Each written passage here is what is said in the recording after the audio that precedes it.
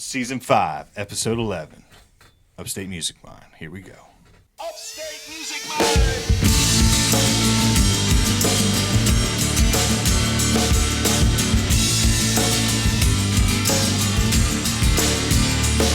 I'm in an upstate state of mind at last. On the Upstate Music Mind podcast.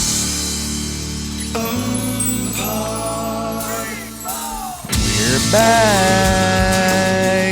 Welcome back to the Upstate Music Mind podcast.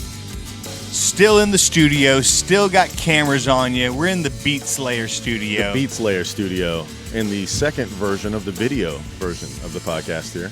We got the video going on, courtesy of our good buddy, Bill Kerrigan of Plethora Films. Thank you. That's right. Shout out to Bill. Also, shout out to the colder version I noticed. This week we're all wrapped up a little tighter. I guess it's a little chillier out there. Last Sunday was gorgeous outside, so, Well, and I'm glad we all are here and surviving because it is, of course, the day after St. Patrick's Day. we made it. We're here. We're alive. I have my Jameson pin on my, I don't know if, damn it, it's probably behind the headphones. It's perfectly hidden, so. But Bill noticed it right when I walked in today. Yeah, I can still smell a hint of Jameson wafting over here for just like coming out of your pores. I'm not going to lie. Jameson picklebacks are the shot of choice normally with a lot of the bartenders there at local Q. That keeps you from getting leg cramps and stuff like that. That's the only reason we do it. I gotta like Tullamore Dew. Tullamore Dew? Whiskey. Yeah. Do you like picklebacks? Do you like pickles? I don't know. Haven't tried that one though. Oh, really? Okay. Hey, give it a shot. Literally. Okay. Sometime. that means that I think that we might have to go, me and Bill might have to come visit Ryan. Yeah, come by local Q. Come by our good sponsor of this show, Local Q. Got some of the best wings in Greenville, y'all. Local Q. Okay. Yeah. And then best wings in Greenville, best wings in South Carolina. go all the way for South Well, there Carolina, we go. baby. Yeah. I'm there. Coast to mountains, baby, right here. All right, yeah. So Beats, we got one of your longtime buddies and someone that I've known casually for years too. I don't know if he remembers, but we're gonna bring this up. Okay, I was about to say. But yeah, Robbie Boggs. That's right. He's the creator, owner, and entrepreneur of the Flowlife agency, Flowlife company. Man, he Flowlife Entertainment. represents Grammy award-winning artists. Yes, y'all booking. That is insane. Let's Give do it. Robbie Boggs a phone call. All right, we're calling the West Coast. Oh, West Coast. So he's Calling the West Coast right now. He's 3 hours behind us. Yeah, he said it was like, it must be like 1 o'clock, I guess. Hello.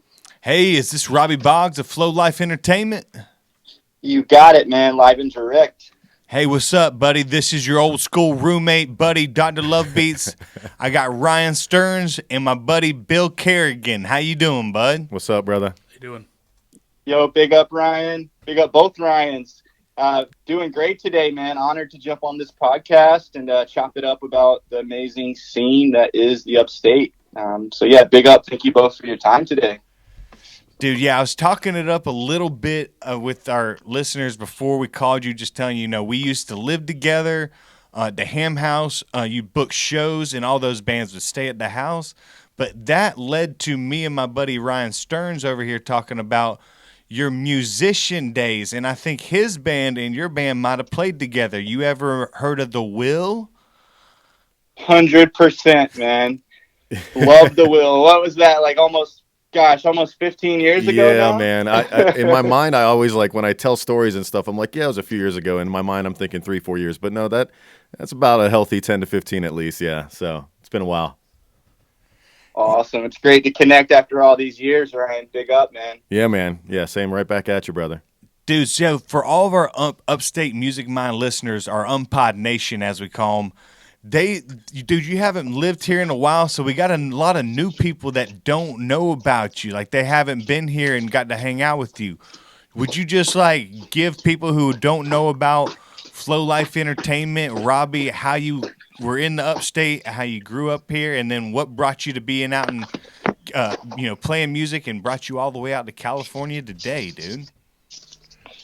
Awesome. Thank you for that, man. It's been a humbling journey. If if you remember, Beats, whenever I moved back to Carolina, man, you're the one that made that possible by letting me move into your space, man. It was like I was coming back from Cali and I didn't really know what was next, man. And yeah, first of all, before I tell my story, thank you for letting this hippie come back to the Carolinas and have a place to hang his hat up in the attic there on Ham. But yeah, Tell that story, dude, because that was cool, man. Me and Robbie are, I just posted on social media, hey, I need a roommate at the Ham House, and then we're both at Fall for Greenville, and like Robbie looks up and like after reading, what did you tell it, dude? You looked up and I was right there or something like. Yeah, everything's divine, right? Like we're always on time, even when we're late. And I came back and really hadn't found where I was going to stay yet. Was just like sleeping on a couch or two, figuring out the next move. And I saw that post and was literally at Fall for Greenville. And always had admired like LOZ and just love Beats as a human. So when I saw that, I just like lit up with the excitement of that possibility. And I literally look up and there he is, like. I get chills even talking about this. Like he's standing like right there. So instead of even commenting back, man, we just connected right there in person. And that still is some of the best, in my opinion, some of the most creative and fun years of my life, man, is being at the Ham House. And just being able to like wake up every day and know there's another musician in the house, if not more than one on most days, that you can wake up and create with. And I got to say, man, that's the one thing out here that I do miss is having just a house full of musicians to have that creative connection all the time. But yeah, that story was definitely unexpected. And at the time, I was staying on a couch that my cousin Wade, as everybody knows him there, I know him as Josh. He had a couch I could crash on when I just moved back. And within a matter of like 3 or 4 weeks, this all lined up to where I could move into the Ham House. And it just blossomed what I think will go down as like a really historic time in the Greenville music scene. When things were just, I don't know, things were a bit more raw, I guess. There weren't really many rules to what we could do or where we could do it. And we took advantage of that. We broke down genre borders and just made music to make music. Man, those were the pre-podcast days, bro. Absolutely. Right. Thank goodness. Old school. Might have been canceled if there was podcasts back in those days. Probably right. We still have a chance. Yeah, that's true. Man, one of the really cool things about that time that you just mentioned, we talk about this time. There was an era in time where there was just everybody would come to the Ham House after a show, and then the Marcus King band, like all those guys, Vince Crow, we almost like would just want to jam on a Monday or Tuesday night. And Robbie, being the booking guy, he would find us a place to play. He would, here, there, whatever. They said, hey guys, they'll let us play. Like, we won't get money, or sometimes we'll get a free tab, but it's just like it's Sunday, it's Monday, it's Wednesday, it's the non-gig nights, and Marcus is like the main one being like, I want to play, dude. And it's like, well, let's set up 2 drum kits. And it's like it wasn't even that weird. We were playing music till 3 or 4 in the morning, and then finding out Vince Crow's going to high school. I didn't even know the dude was in high school at the time. You know? Oh snap! He was in high school. Wow. Dude, he went to Berkeley like 2 years later. Wow. It's insane. Yeah, man, my foundation, I kind of skipped your initial question. Sorry about that. But, my foundation in this, like, I was born and raised on the Mill Hill in Easley, and came from a musical family. I was really blessed, like, at Christmas and Thanksgiving. I had 4 brothers and a bunch of nephews, and everybody had an instrument in their hand. And that was really kind of what set it for me. I was looking through some photos of back in the day, and like my dad pretty much put a guitar in my hand like when I was like 1-2 years old, and just never really let me step fully away from it. So that was the start. And I was the youngest brother. All my brothers were like 10-15 years ahead of me, so I didn't really get into music until I was like into playing music until I was like 17, and really just fell in love with it. My mom had gotten sick, and I was spending a lot of time back in Easley. And I just started learning the guitar on my dad's guitar. And started writing some songs with Josh, and we formed a band called Together by Death. We were not a metal band, as much as that may sound. And then the musical journey just kind of exploded from there for me. It was like an endless passion, something I could put my energy into that gave something back to me and hopefully gave something to the people that saw it. Jumped into Burning Nova, and Burning Nova, man, we did, I think when I counted, we had done like 500 shows over the course of our 5 to 6 year career. We were weekend warriors, just touring anywhere we could. And really that scene, when it was like the Will, Lions of Zion, Burning Nova, that was just such a pure scene. It was like everybody supported each other. We would share bills at the handlebar and do everything we could to get people in there. So coming up, Burning Nova led me into the world of actually recording music, playing music live. And as we started to really peak, in my opinion, Charlie, our beloved guitarist, had the awesome idea to go hike the Appalachian Trail. So we decided to take a bit of a time off to where he could do that, as it's like a 9-month thing from what I remember. And in that time, I was really getting a little depressed not playing music. It was my happy place. So I'd started a couple of other projects, like we did the Holly B and the Hip thing, where it was like a Motown soul thing with like Jason Owens, Evan Jacoby. Did that, and nothing was really clicking, to really take off. And luckily, my brothers in the movement, they were coming through, playing a show at the Handlebar. And long story short, I'll try to keep this one quick. They were like, "How's Burning Nova?" And I was like, "Man, we're actually on a little bit of a break right now." And they offered me to just take a job with them. And I started like a week later on 420 down in Savannah, Georgia, doing merch, doing tech work, wrapping cables, just doing anything they'd ask. And that really changed my life, got me out of the Carolinas. I'd never been to California or Colorado, any of those places before. And I went out on the road with them and eventually got to be a tour manager. And then they went through some member changes, and that was when Flowlife was born, because when they changed some members, their manager at the time and their agency kind of stepped away, and they were with APA. So me, a little old tour manager from Carolina that didn't really know that much about the business side of it, I took all of our old itineraries. I took all the contacts I'd made on the road over the course of that 3 years touring with them. And the guys were like, "Why don't you just start a company and represent us the same way that APA did, and we'll kind of fake it till we make it and figure it out." So we did just that, man. I went to San Francisco, came up with a name, hung out in Golden Gate Park, listened to some Grateful Dead, and just like really kind of manifested what this is today. Came back from that, had a logo designed, and moved into a house in San Diego with the guys from the movement, which had a studio in it that I'm sure we'll get into that a bit more. But yeah, moved into that house in San Diego. That was my first time moving to Cali. And really built the business from there. Was really blessed, though, to like step right in with a band as big as the movement was at that time. And they're still, they're crushing. They're bigger than they've ever been right now. But being able to step in with a band that had already been with APA, a major agency, really gave me, at like a 20-something-year-old, like the keys to a car I maybe wasn't even ready for, admittedly. So whenever they got an offer from one of the companies that we had on our list of like, "Hey, if A, B, or C hits us up, like, you guys should go with them," that makes a ton of sense, obviously.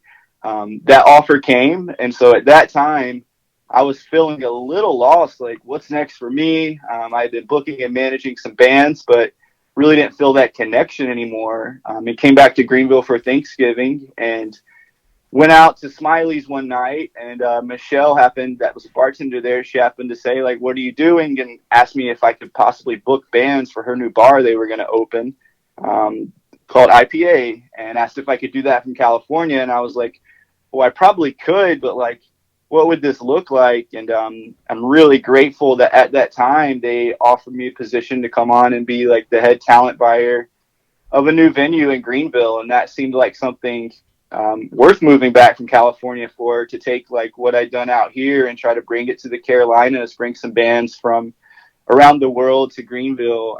So I moved back to the Carolinas and booked a ton of shows at IPA. We threw a festival on 420 and 421 in 2014.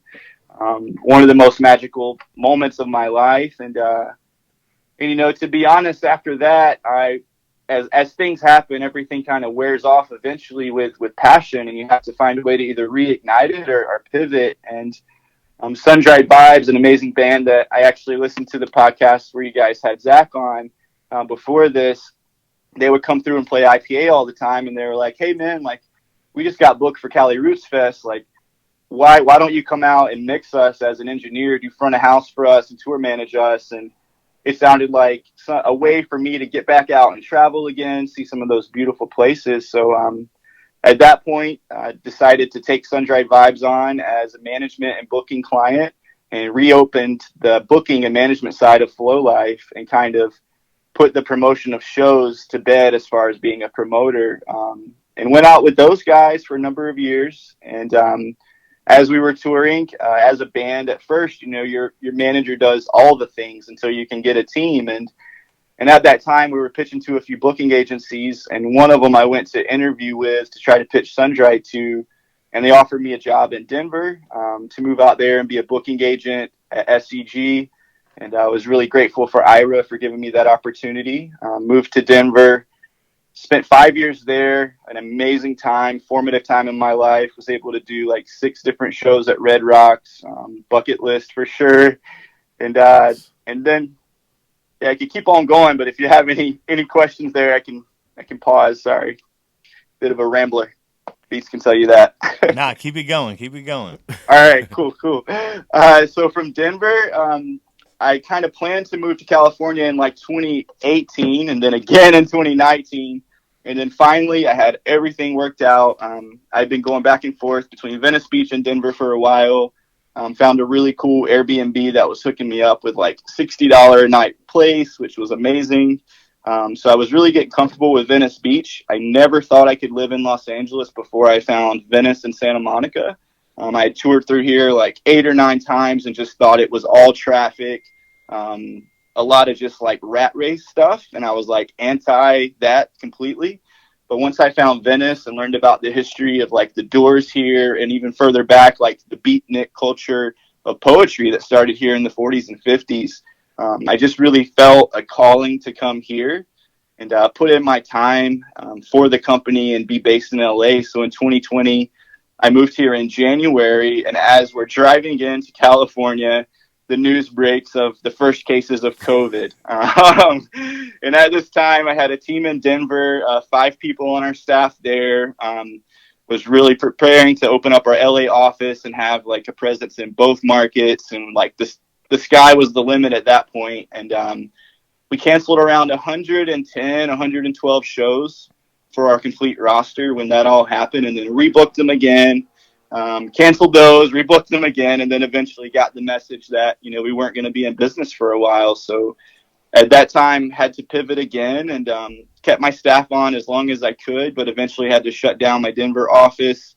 And it was just me. Again, after almost 7 years of building Flowlife, there I was like by myself, still with my roster. Thankfully, everybody stuck with us. But yeah, it was just me and my roster, and we didn't really know what was going to happen. So I just anchored down. I kept my schedule. I tried to learn how to day trade. I wasn't successful at it, but wasn't too terrible at it. If anything, it kept my mind sharp, for the year I wasn't booking shows. So I got into that and just kept in contact with my bands, made sure they were okay with mental health, with physical health, and kept the dialogue there to where whenever shows could happen again, we could really press the gas. And that break happened in 2022. Revolution gave me my first shows post-pandemic. We had Kabaka Pyramid go out with Revolution on an amphitheater tour at a time when shows were still being canceled, but with them being outdoors, it was like we thought it could work. So we ended up getting to do that tour. Kabaka and the team did end up having to miss like 7 shows from the tour because of COVID. But ultimately that kind of set everything back up, and I started touching base with my Denver staff again. Like, hey, I think we might be coming back. Like, if you want to be back on the team, I'd love to have you. And so from that tour, everything just started opening up again. I started going into my office here in Santa Monica and like preparing.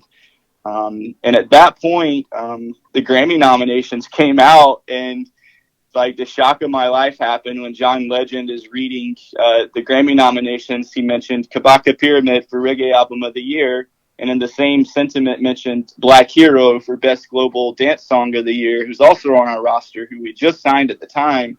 So on that day in November, like I just fell to the floor in tears, man. It was like everything I'd worked for all those years and then had it taken away from COVID. I mean, people lost their lives, so me losing business isn't anything compared to that. But coming back and having two artists Grammy nominated after like moving out here and seeing the world end, basically, I just fell to my knees and in tears and like, thank God, thank my mom, thank my father, just for allowing me to still hang on and not give up on my dream of doing music.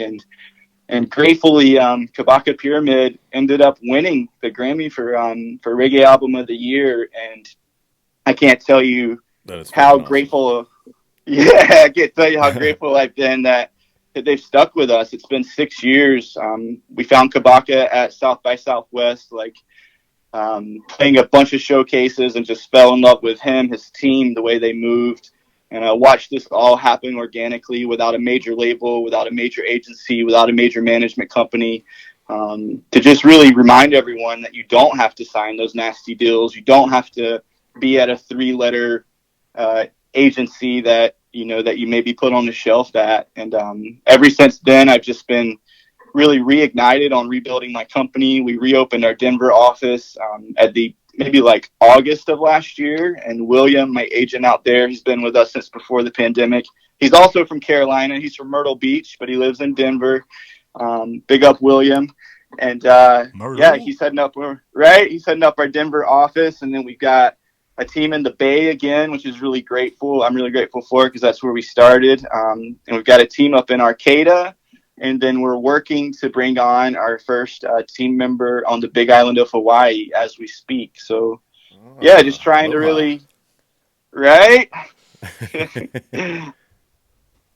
So that's basically it till now. And, yeah, now we've just been focusing on not just the booking side of the business. I've really handed a lot of that over to William. I'm really focusing on trying to grow the company.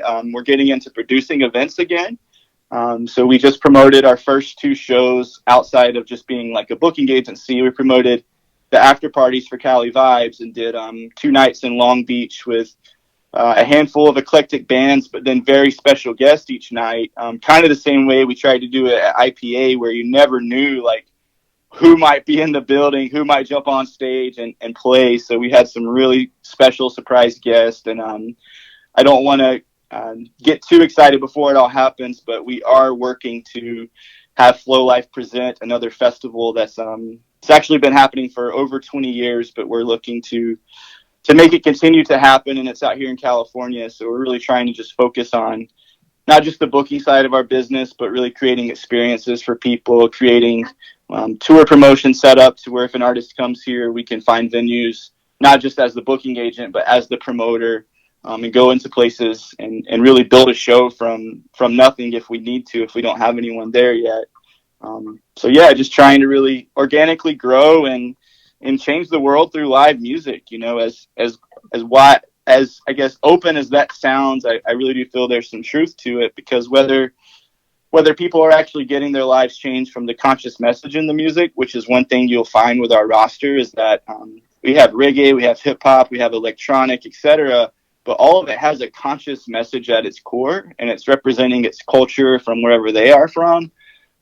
So we try to really focus on changing the world through music, through conscious music, and then also just through escapism, right? Like going to a show, forgetting about all the BS that we deal with in our 9-to-5s, or just in like when the world tries to get you down. So I really do feel that the frequencies of music do have healing powers, and I'm just grateful to still be here, being able to bring music to people from around the world.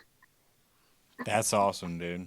Yeah, and what the sentence you just said reminded me of a story we brought up a few times here. Me and Beats went respectively different. We didn't both know we were going to the show, to this Green Day show, but I remember it was in 2021, so it was like their first, huge show basically since COVID kind of was dissolving or whatever the term is. But I just remember the moment where they got everybody to get their phones out and like him acknowledging like, this is exactly, what we've been waiting for. It's been so long since we've experienced this, and just living in that moment right there, just taking a step away from reality and, just being in the zone with music, man. There's nothing comparable to that feeling.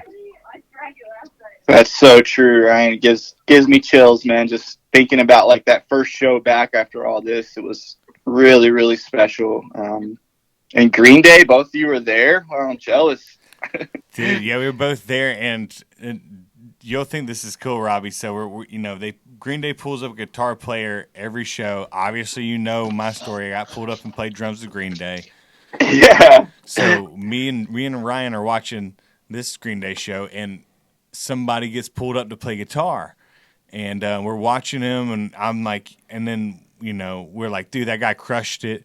And then I'm thinking, and I tell Ryan on the podcast, I'm like, dude, I'd really like to find more members who've played with Green Day and make a band called the Chosen Ones or something like that that play Green Day songs from people who are picked from Green Day. And wouldn't it be so cool if we could find that guy who played guitar? And then, we said it on the podcast. Ryan gets the email or a message on Instagram.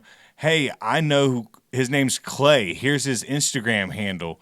So then we reach out to Clay. It's like, hey, this is, and obviously on his Green Day video, they had cell phones out. So he's got all this video footage of him playing. I didn't have any video footage of me playing. I got a Polaroid. And then we connect we connect with Clay. We're friends now. He's been on the show, and we're going to call it Green Clay now. So, and now we're going to go see Green Day in August this year and find our third member.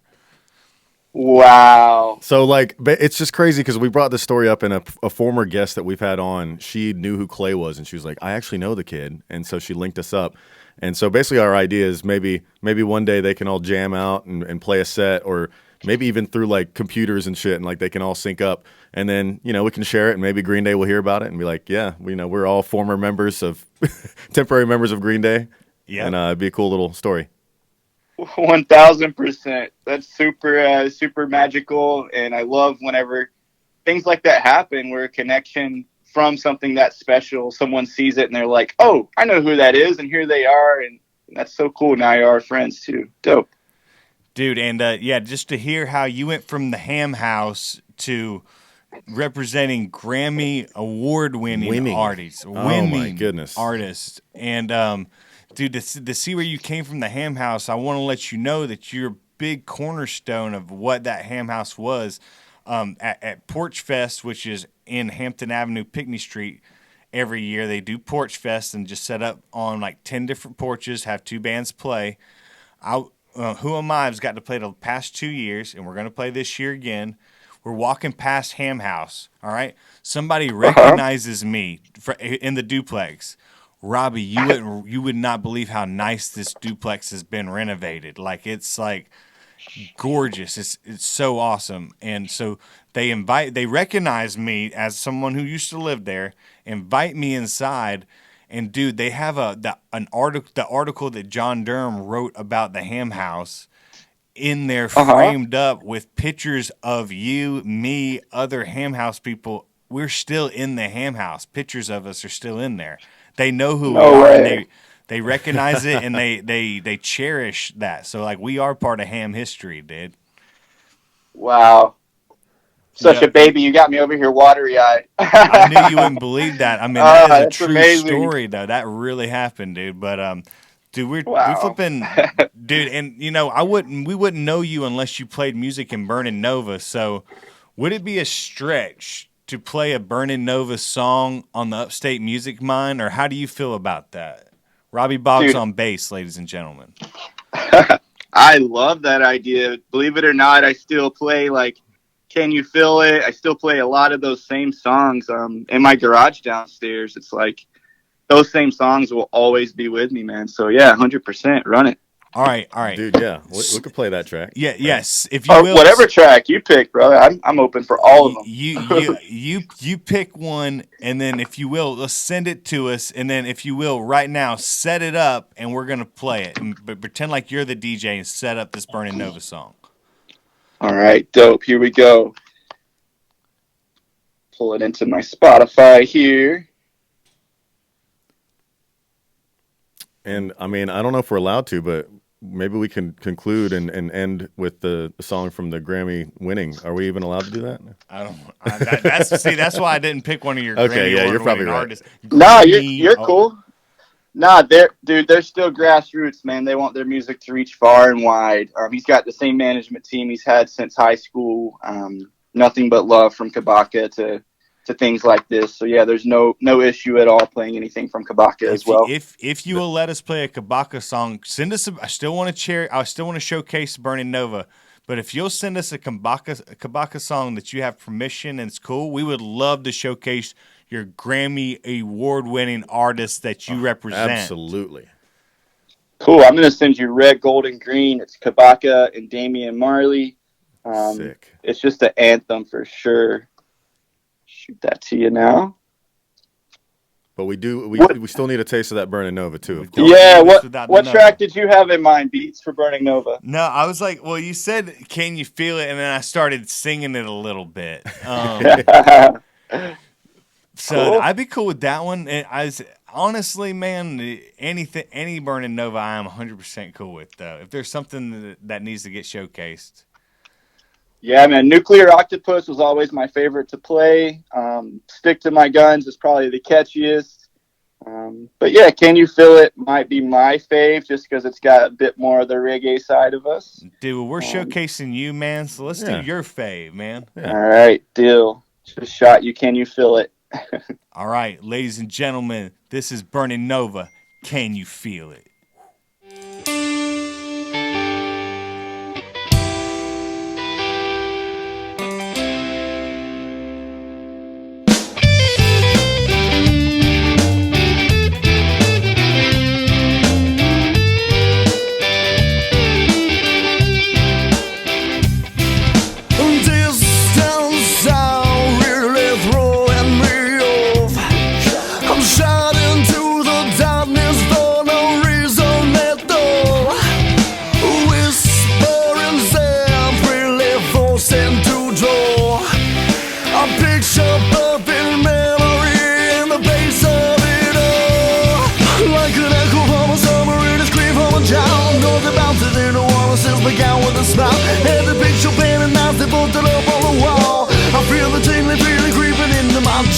I feel the little prickles on the back of my neck. Well, I can feel it.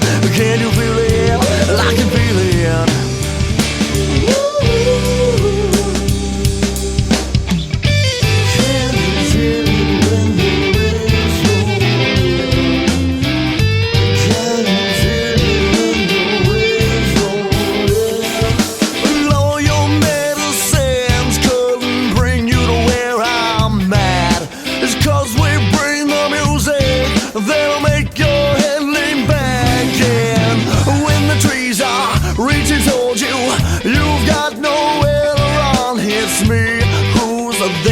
Guide you until the work is done. Like an echo from a submarine, a scream from a child. Knows about to do the one who still speak out with a smile. And the picture paint and knife, they bolted up on the wall. I feel the tingly feeling creeping into my jaw. I feel the little prickles on the back of my neck. Well, I can feel it. Can you feel it? I can feel it. Ooh.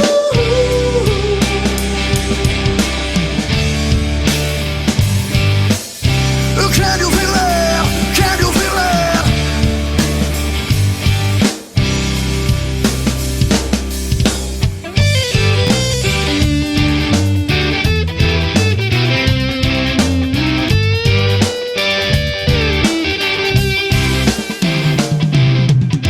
When you get that feeling on a cold night, you feel the hot light. Just know a vacation that you went on is coming full speed ahead, and I will walk with you through the space-time, a galaxy of stars. Yes, I will hold your hand.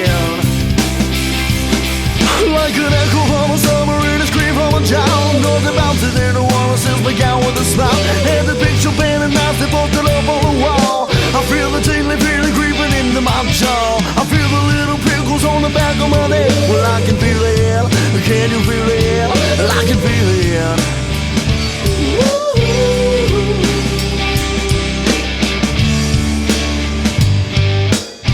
Can you feel it? Can you feel it?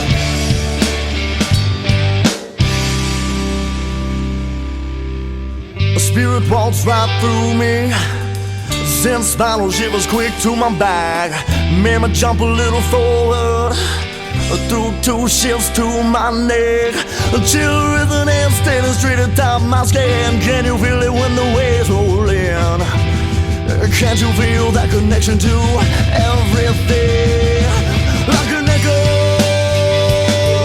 like a scream, like a whisper, like a dream. I can feel those hands on me.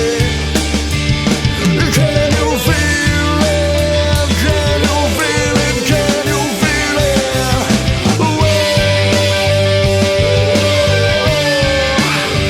I say,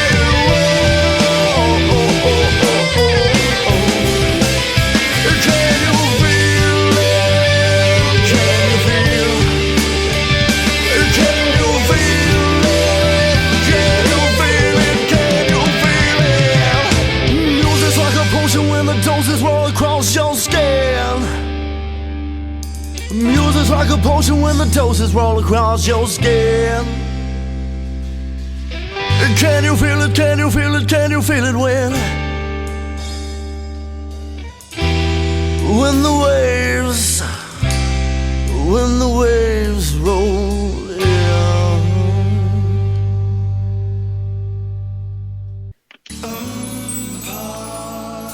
Yeah, that was Burning Nova. Can you feel it, ladies and gentlemen? Oh yeah. Robbie, dude, thank you so much for being on the show. Thank you for being my friend. Thanks for being in my life. Is there anything else you want to say? The floor is yours, bro. Well, I can't get off this without saying a thank you to some very special people back in Greenville. So I just want to start by thanking, first of all, you Beats for preserving the live music scene in Greenville. If there aren't people like you in cities around the world, then I wouldn't be here. There wouldn't be award ceremonies. There wouldn't be this thing that is live music. So thank you for being there on the ground, connecting, creating, and being positive all the time. So first, big up to you. Ryan, big up to you for being part of this podcast, for keeping these stories being told, preserving the history of music, and bringing on such special guests. It means a lot to have something that is telling these stories. So thank you as well, Ryan, for your creativity. I have, first of all, I got to thank John Jeter and Kathy at the Handlebar. That place really took me in between tours. They give me a job doing anything from mopping floors to let me do things with the stage and green rooms. And thank you to Michelle and Alan, RIP Alan from IPA, for giving me a chance to come back to Carolina and build a bunch of shows and a festival for the scene. Thank you to my cousin, Joshua Wade. Thank you to Matt Fassis for holding it down at Practice Pad and just being another beacon of light in that scene. Thank you to Jason Owens, MJ, Mark Dye, the whole work crew for inspiring me to even start a band and get into this scene. Thank you to Sundry Vibes, the movement. Thank you to my dad, my brother, my nephews, my Uncle Jack, the original musician in our fam.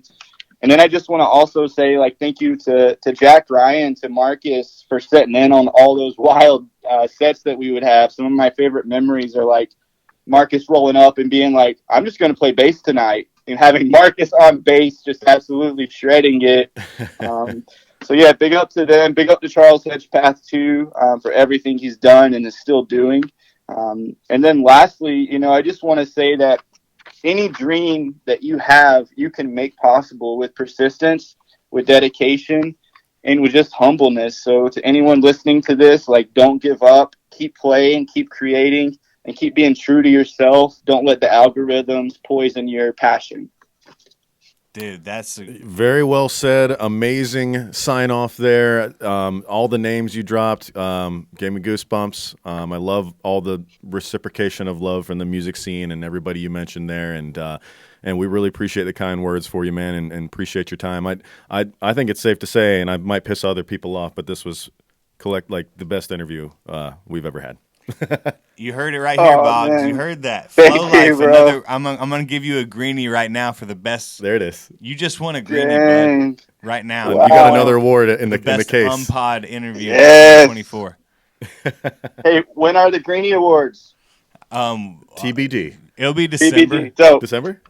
It'll Cool. be December. I kind of like to do them as an in-year cap, but I'll get you. Awesome. I'll get you a plane ticket out here. Awesome, man. No worries. And hey, if y'all want any artists from our roster to come on too, man, more than happy to help tap that in. Or even William, my agent from Carolina too. I'm sure he's got some good stories that cross collaborate with y'all as well. 100%. Yeah. Should have Thank known you you hooked both, up man. with a Myrtle Beach brother. I know you and me have so many Myrtle Beach stories that it only makes sense. Yeah, man. Those I would love You to go ahead. connect with Will for real. nice, man.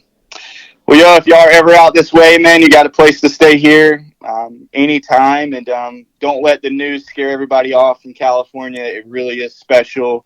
There's way more country and mountains than there is city. And you never know who you might see, man. Yesterday, I saw Andre 3000 2 times. He walked right by my garage. That's Andre's. 2 That's times. 6,000 total. Was he That playing is flute? 6,000, dude. Damn. He wasn't, but he did play. He had 2 shows at the Masonic Lodge out here in LA, but they were like sold out.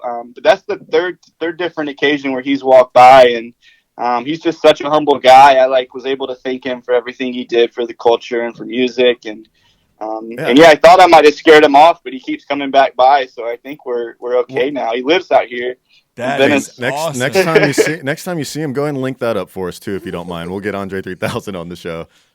Yep, I'll just FaceTime right then and there. Be like, Yeah, Andre, we got to do this interview.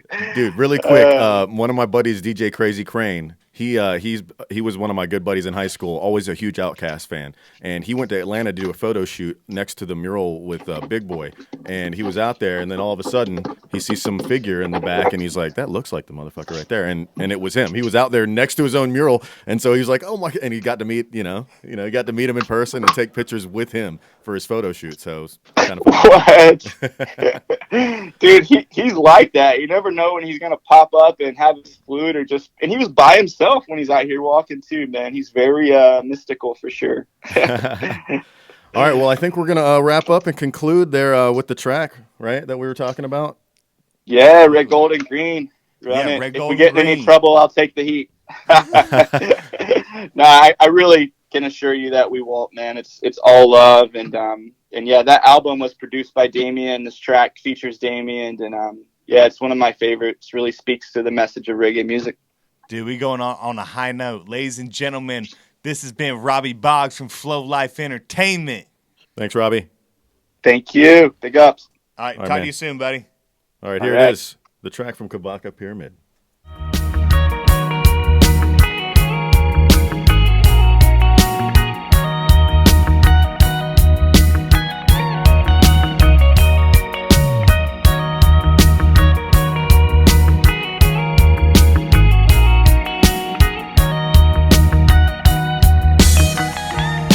Red, gold, and green. Red, gold, and green. Wave the banner from you know your soul clean. Red, gold, and green. Red, gold, and green.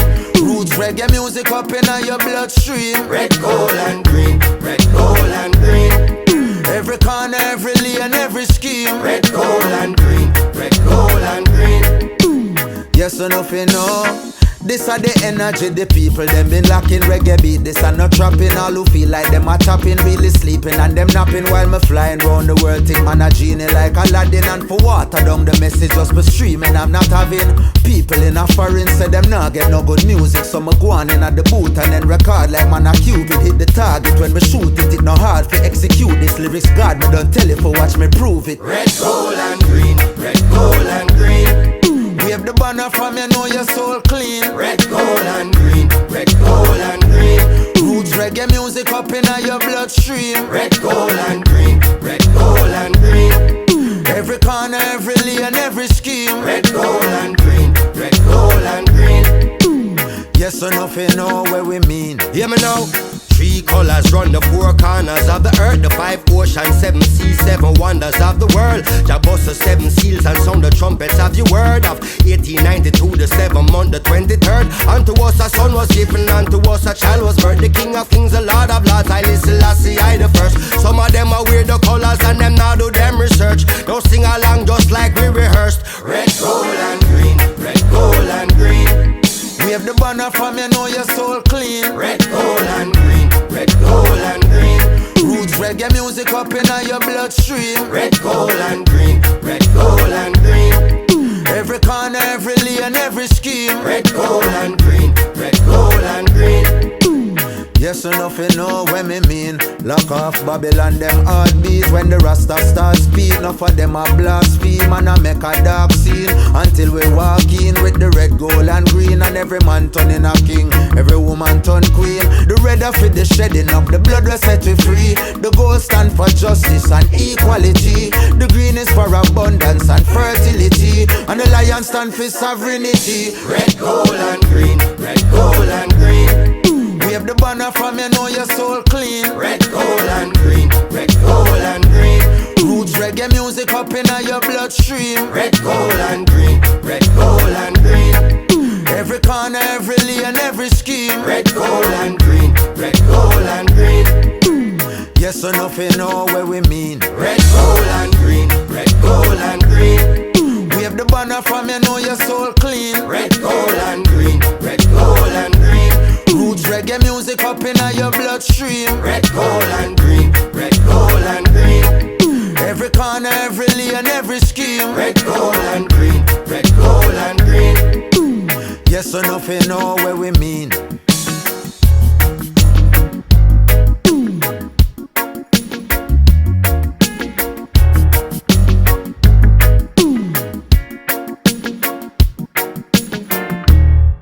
I wasn't just blowing smoke there. I think that was top to bottom the best one we've had. I mean, just for content, the stories, the history, the flow. He's a well-spoken guy. I mean, it was good. It represents Upstate music well. It represents what Upstate Music Mine is. So, man, that was a lot. Let's get to this day in music so we can. I know that was an earful. Right. And I got to get my buddy Bill Kerrigan out of here in the studio. All right, well, let's hit it up really quick here. It's March 18th. Oh, wait, hold on. We can't forget the drop now. Dude. We just got the drop. Sorry, and I told you just a second ago, I was like, this. All right, ladies and gentlemen, guess what it is? This day in music. Brought to you by Local Q. There you go. Best wings in the state of South Carolina.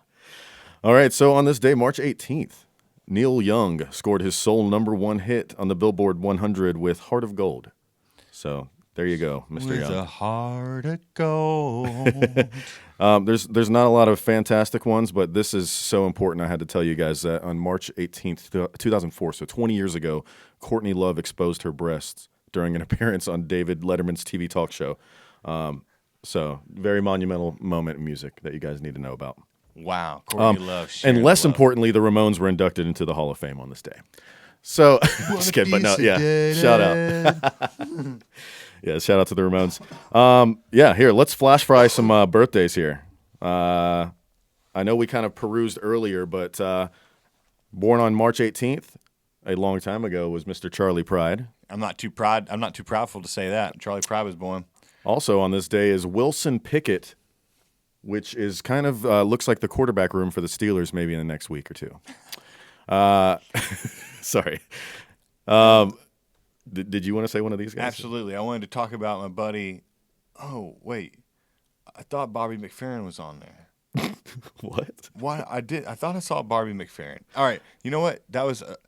I did want to. Okay. I wanted to give a shout out to my buddy down in a hole, but he's still alive. It's Jerry Cantrell right here from Alice in Chains. He was born in 1966. And then I want to get the girl behind her. She's a queen. She's just a queen. Literally born on 1970 this day. Queen Latifah. Thank you so much for being awesome, bringing down the house. All right, and not a queen but rhymes with queen, Adam Levine from Maroon 5. Happy birthday, Adam.